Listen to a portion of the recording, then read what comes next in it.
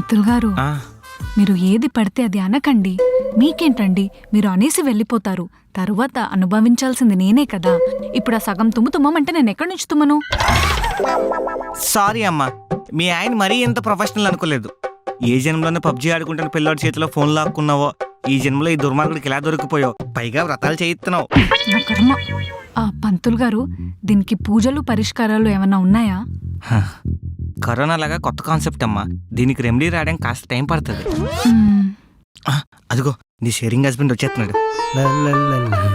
ఏంటండి, కొబ్బరికాయ తీసుకున్నామంటే ఖాళీ చేతులతో వచ్చారు? అది ఆపే. ఏమ్మా తల్లి, అరగంట క్రితం వచ్చిన నాకే అర్థమైంది. 6 నెలల నుంచి కాపురం చేస్తున్నావు, నీకు ఇంకా అర్థం కాలేదా? ఏంటండి అది? టెంకాయ ఆయన పగలగొట్టాడు, నువ్వు వెళ్ళి తీసుకురావాలి. సమానత్వం. వెళ్ళమ్మా. నా త్వర అంతా తీస్తున్నారు. సమానత్వం లేకపోతే ఎలా? పంతులు గారికి బాగా అర్థమైంది. వర్ణన పూజ సమప్యామి. నాయనా, వ్రతం చివరి దశకు వచ్చింది. ఈ అక్షంతలు నీ నెత్తి మీద కొంచెం వేసుకొని మిగతా మీ ఆవిడ నెత్తి మీద ఏనాయనా.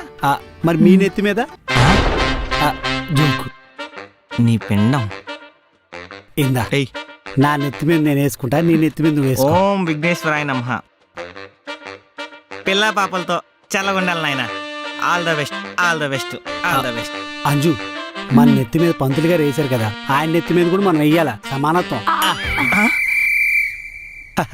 సమానం అయిపోయింది. ఈడి పిండం పందులెత్తికెళ్ళా.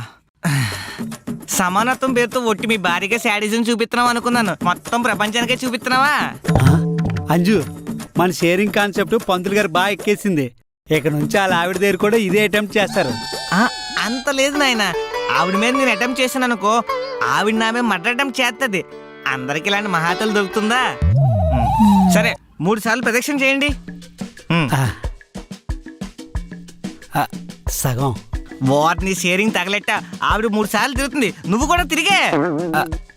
సరే, 3సారి అయిపోయింది. Cool cool cool. థ్యాంక్స్ పంతులు గారు, వ్రతం సమానంగా జరిపించారు. అమ్మా, నా సంభావన నాకు ఇప్పిస్తే ఇంటికి వెనక్కి తిరిగి చూడకుండా వెళ్ళిపోతానమ్మా. మా మేనేజర్ కాల్ చేసి ఈ ఏరియాని బ్లాక్ లిస్ట్ లో పెట్టిమంటాను. ఇంతకీ ఎంత సంభావన? 2000. ఫోన్ పే ఉందా? నువ్వు కాల్ చేసావు కదా నాయన, ఆ నెంబర్కే. అంజు, నా 1000 రూపాయలు నేను కొట్టేస్తా, నీ 1000 రూపాయలు నువ్వు కొట్టే. సరే పంతులు గారు, మమ్మల్ని ఇద్దరిని ఆశీర్వదించండి. ఇప్పుడు చెప్తారా నీ సంగతి? దీర్ఘ సుమంగళి భవ, దీర్ఘ ఆయుష్మాన్ భవ. అదేంటి పంతులు గారు, సగం సగం దీవించారు? సమానత్వం నాయనా. ఇప్పుడు సంభావన ఇద్దరు కలిపిచ్చారనుకో, ఇద్దరిని కలిపి దీవించేవాడిని. షేరింగ్ ఆటోలో ప్యాసింజర్ లాగా ఎవరిది వారు ఇచ్చారు కదా, అందుకనే షేరింగ్ గా పంచాను. ఈ సరస్వతి పుత్రుడితోనే పెట్టుకుంటాడా వెధవా? షేరింగ్ అని చెప్పి ఏం కాన్సెప్ట్? ఈ కాన్సెప్ట్ చూస్తే పిచ్చి వచ్చేసింది. వీడి పెండాలని కాకులు కాదు కదా, పందుకొక్కులు ఏవి ముట్టుకొని సావు. అర్జెంటుగా ఈ విషయాన్ని మన గ్రూప్ లో వేసేయాలి. మిగతా పంతులందరికీ చెప్పేయాలి. ఈ కాన్సెప్ట్ సిటీ మొత్తం పాకేలా ఉందరా నాయన. వీడికో